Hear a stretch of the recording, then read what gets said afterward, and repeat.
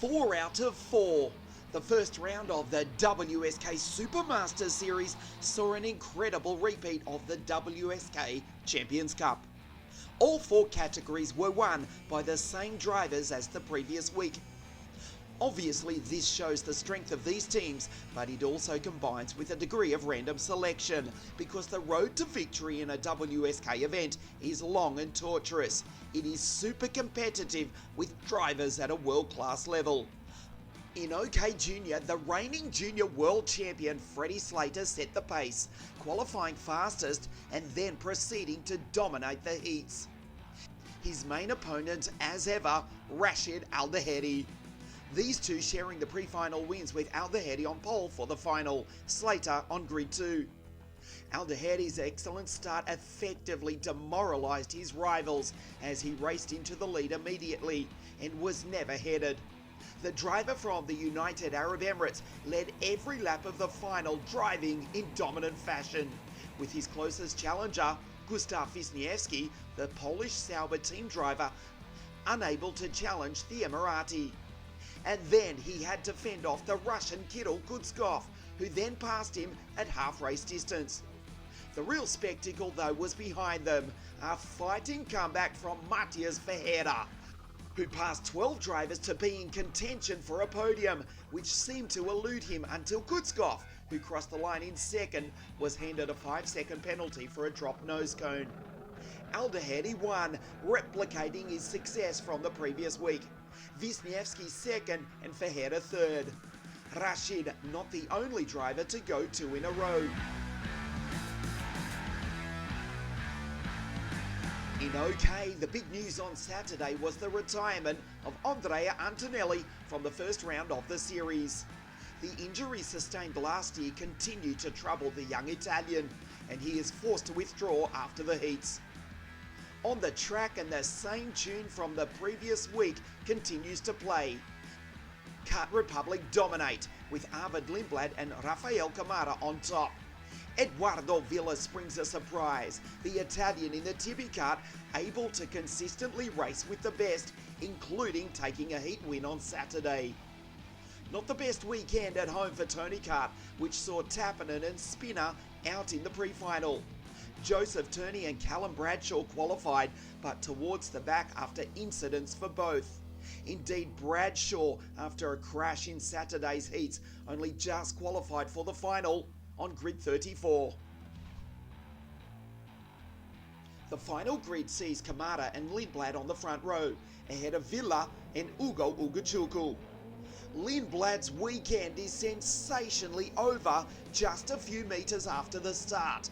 The Englishman goes wide, comes into contact with Camara and is out. Rafa Camara luckily remains on track, although he slips down to 6th place.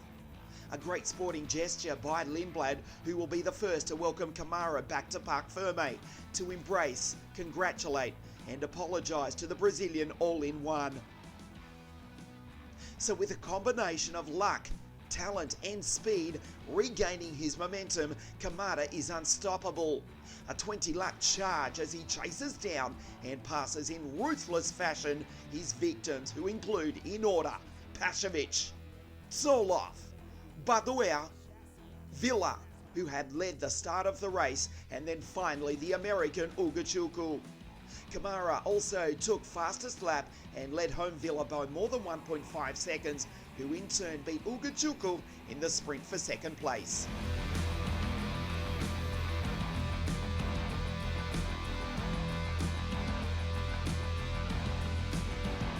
It was no surprise to see Viktor Gustavsson still on pole again in KZ2, having dominated the previous weekend.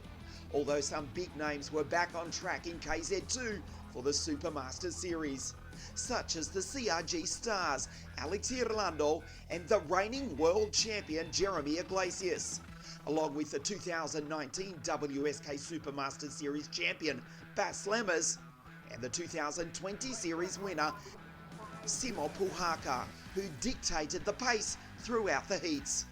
Sunday, however, was one to forget for Simo, with a disappointing run in the pre-final and a final that lasted only 2 laps, after contact at the first turn with Stan Pex and Iglesias.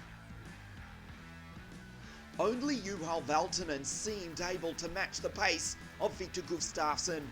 The young Finn, in only his third ever KZ race, led the first laps of the final, but Gustavsson always had the situation under control. When he attacks, he leaves no room for reply and immediately puts a few tenths between himself and his Scandinavian competitor. And then he pulls away. By the halfway point of the 20 laps, the leading positions were locked away, and that's how they finished. Gustavsson controlling the pace to take the checkered flag on the podium, with him Valtonen in second and Francesco Cilenta, who goes one better than the week earlier, to come home third.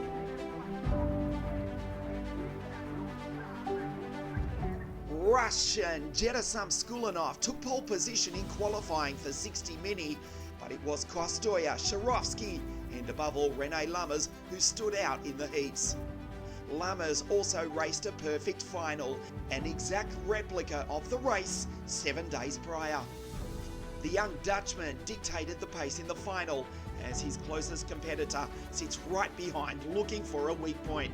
This time it is not Emanuele Olivieri as it was in the Champions Cup, but Yannick Sharovsky, who kept his nose glued to Lammers' rear bumper for all 10 laps of the final. The last lap is spectacular. Sharovsky attacks in virtually every corner.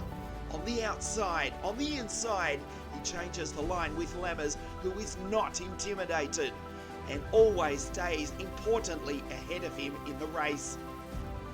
At the line, it was only 49 thousandths of a second to separate the two. Lammers taking the win from the pole. Behind them, Skulinov managed to emerge from the pack to take the final step of the podium. So the fabulous fortnight at Adria ends here, with 4 names who are now the favourites for the 2021 titles: Dhaheri, Camara, Gustavsson and Lammers.